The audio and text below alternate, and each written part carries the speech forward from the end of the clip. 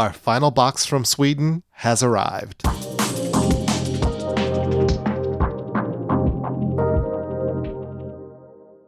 So I upgraded the steering damper and upgraded the rear shock. Of course I'm going to complete the suspension trifecta and upgrade the front forks.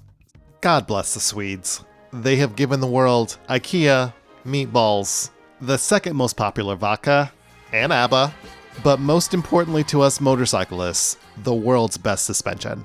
Now, I heard from someone from Sweden who said that native English speakers have been mispronouncing this word for so long that they don't even bother to correct us anymore.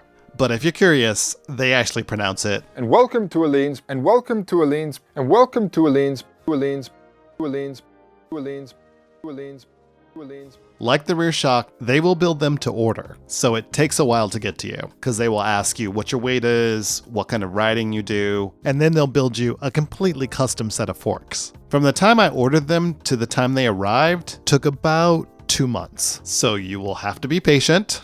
And I decided to not go with the traditional gold forks. I paid a little bit more and ordered the black series instead.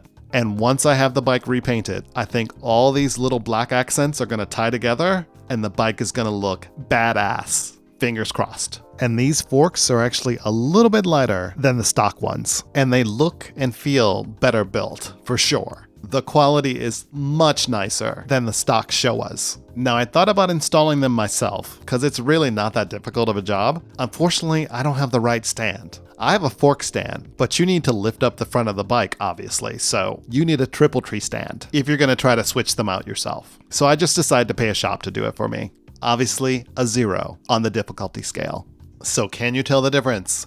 Yes, you can tell the difference. Is it worth it? I would say yes, but I am also a racing nerd, so I very much wanted that full Öhlins experience. For everyone else, considering that the majority of these bikes are ridden on the street, I think the stock Showa suspension is perfectly fine. I'd say if you don't want to cough up all that money, but you want the bike to handle better, you would probably see a noticeable level of improvement by just switching out your springs to ones that match your weight. And it would probably be half the cost, because the stock Showa suspension springs are weighted for a rider who is 170 pounds with gear on. So if you are not 170 pounds with gear on, it's either going to be too stiff or too soft.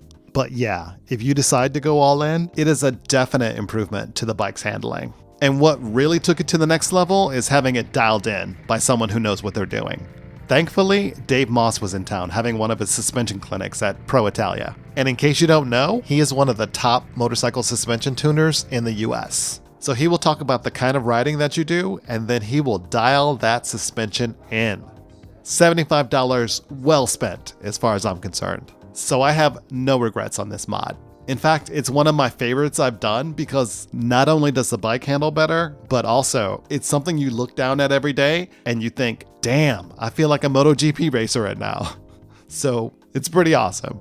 Okay, we are nearing the end of this mod series. There are a few more things I want to change, so stay tuned for more and hopefully I will catch you in the next one.